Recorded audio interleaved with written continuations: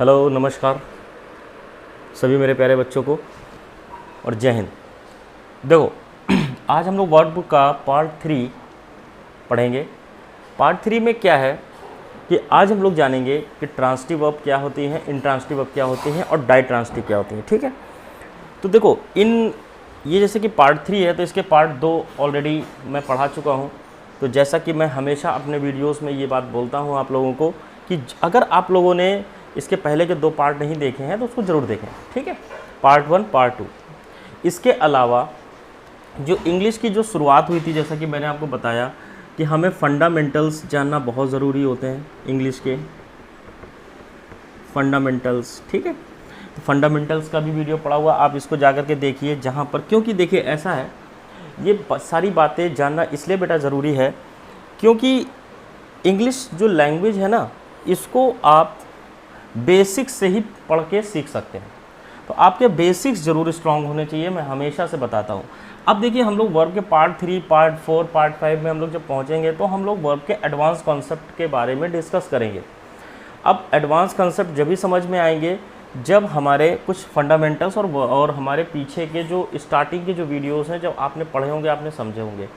ठीक है, तो इन वीडियोस को आगे जैसे जैसे हम लोग बढ़ते जाएंगे, हम लोग अपने अपने अच्छे क्वेश्चंस की ओर जैसे जैसे हम लोग बढ़ेंगे आगे, तो आपका बेसिक्स का क्लियर होना बहुत ज़रूरी है, तब आप बड़ी जल्दी जल्दी कैच करोगे उनको। ठीक है, तो आज हम लोग आज हमारा जो वीडियो था, आज हमारा जो लेक्चर है वो वर्ब के पार्ट 3 को लेकर के है, जिसमें हम लोग वर्ब्स की बारीकियां जानेंगे।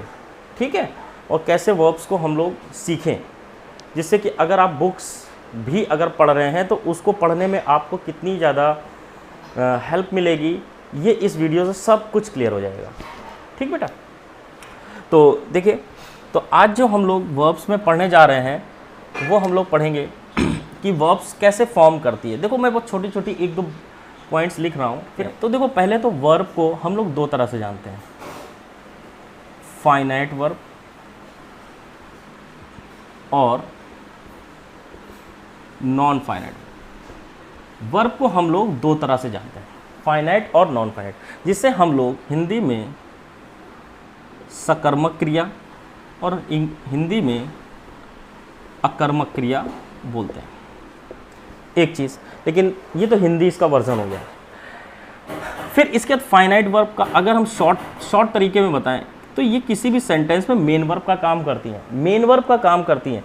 सकर्मक का मतलब है ये सक्रिय है, इसका फ़र्क पड़ता है, फाइनाइट वर्ब का फ़र्क पड़ता है सेंटेंस के सब्जेक्ट के ऊपर। ठीक है, फ़र्क भी पड़ता है, अकर्मक क्रिया का कोई फ़र्क नहीं पड़ता। ठीक, नॉन फाइनाइट जो फाइनाइट वर्ब होती हैं इसको भी हम लोगों ने 2 कैटेगरी में बांटा है, इसको भी हम लोगों ने 2 कैटेगरी में बांटा है।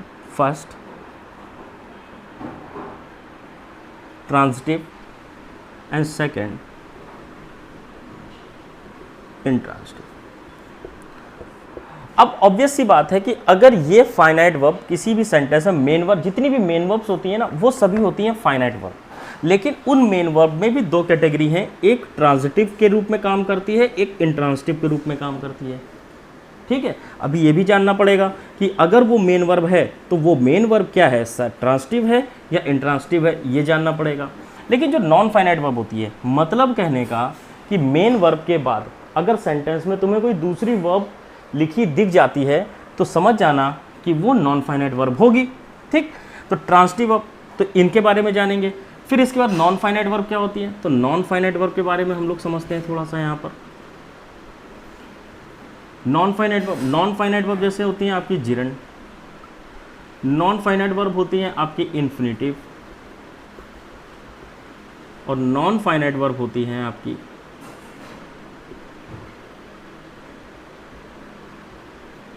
पार्टिसिपल। ये नॉन फाइनाइट वर्ब होती है। किसी भी सेंटेंस में जिरंड क्या काम करता है, इन्फिनिटिव क्या काम करता है या पार्टिसिपल क्या काम करता है, इन्हें भी पढ़ने का समय आ गया है। ठीक है, और सबसे ज़्यादा क्वेश्चन मैं आपको बता रहा हूँ कि सबसे ज़्यादा क्वेश्चन आपके नॉन फाइनाइट वर्ब से ही बनते हैं। सबसे ज़्यादा क्वेश्चन आपके कहाँ से बनते हैं, नॉन फाइनाइट वर्ब से। ठीक है, तो इतना आप लोग पहले इसको समझिए, इसको इतना नोट करिए इसको बढ़िया सा एक अपनी नोटबुक में चार्ट बना करके अच्छे से इसको पढ़िए, समझिए। ठीक, अब हम लोग आगे पढ़ने जा रहे हैं ट्रांसिटिव और इंट्रांसिटिव को समझने के लिए।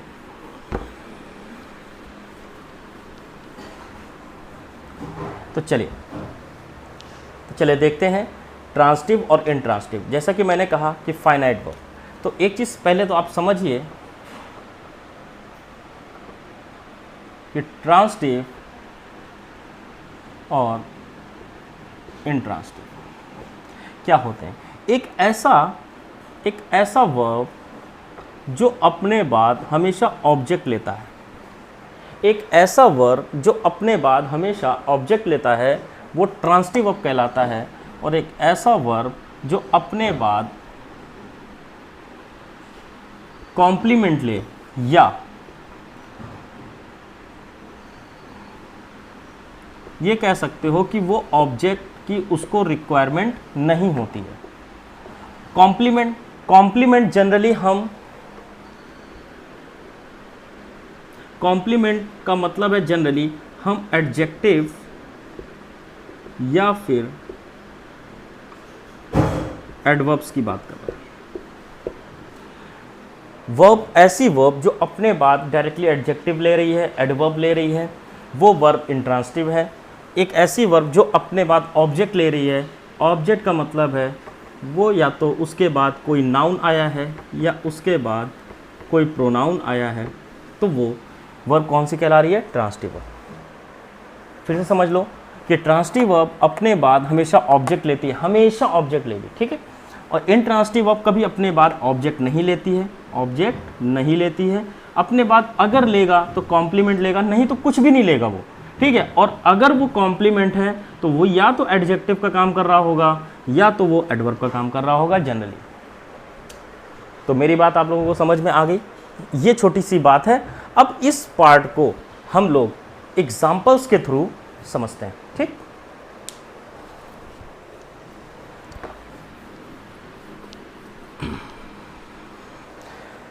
तो चलिए स्टार्ट करते हैं।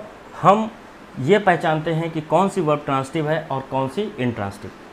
तो जैसा कि हमने देखा कि यहाँ पर प्ले एक वर्ब है और प्ले के बाद में क्या यूज़ किया गया है? प्ले के बाद में वेल यूज़ किया गया है। वेल जो कि एक एडवर्ब है, ठीक है, एडवर्ब डिग्री है। और वो खेलता है, कैसा खेलता है? तो ये एक हाउ का आंसर है। और हमने एक जो वीडियो आपको पढ़ाया था सब्जेक्ट, ऑब्जेक्ट और कॉम्प्लीमेंट वाला, उस वीडियो को आप ज़रूर देखिएगा, तब आप ये सारी बातें समझ पाएंगे कि अगर हाउ का आंसर आपकी वर्ब से मिल रहा है तो वो एडजेक्टिव या एडवर्ब होगा, वो कभी ऑब्जेक्ट नहीं हो सकता, और इसे ही हम लोग कॉम्प्लीमेंट बोलते हैं, ठीक है। तो ये वर्ब कैसी हो गई? Intransitive verb. प्ले कैसी वर्ब हो गई? इंट्रांसिटिव वर्ब, ठीक है। फिर ब्रोक, ही ब्रोक, उसने तोड़ा, क्या तोड़ा? ये देखिए, ये आपके क्या का आंसर है। जब भी आपको अपने वर्ब से क्या का आंसर मिले तो समझ जाना कि वो ऑब्जेक्ट है। तो द ग्लास यहाँ पर क्या हो गया? ऑब्जेक्ट हो गया। और ये जो वर्ब हो गई, ये वर्ब कौन सी हो गई बेटा? ट्रांसिटिव, ठीक। तो ये यहाँ पर क्या है? ऑब्जेक्ट। ग्लास यहाँ पर क्या है? ऑब्जेक्ट। उसने तोड़ा, क्या तोड़ा? और देखो ये नाउन भी लिखा हुआ है। फिर उसके बाद माई फादर रोट, रोट एक वर्ब है। कैसी वर्ब है देखते हैं।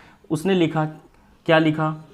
ये देखो वॉट का आंसर, मीन्स क्या का आंसर। तो ये सीधी सी बात है, ये ऑब्जेक्ट हो गया। जब ये ऑब्जेक्ट है तो इसका मतलब ये कौन सी वर्ब हो गई? ट्रांसिटिव। और ये किसको लिखा? हुम। तो जब भी वॉट या हुम का आंसर आपको आपकी वर्ब से मिले तो वो वर्ब हमेशा ट्रांसिटिव वर्ब कहलाती है। फिर इसके बाद ही लाफ्स, वह हंसा। अब या तो तुम कहोगे वो कैसे हंसता है, या तुम लिखोगे वो क्यों हंसता है। तो याद रखिएगा आप लोग, छोटी सी बात है कि हाउ, वाई, व्हेन, ठीक है, हाउ, वाई, व्हेन के अगर आंसर और वेयर, अगर ये चार क्वेश्चन के आंसर अगर आपको अपनी वर्ब से मिल रहे हैं तो फिर वो वर्ब का जो आंसर होगा वो हमेशा कॉम्प्लीमेंट होगा। तो ये वर्ब कैसी है? ये इंट्रांसिटिव वर्ब है, इंट्रांसिटिव वर्ब, ठीक है। शी डाइड, वह मर गई।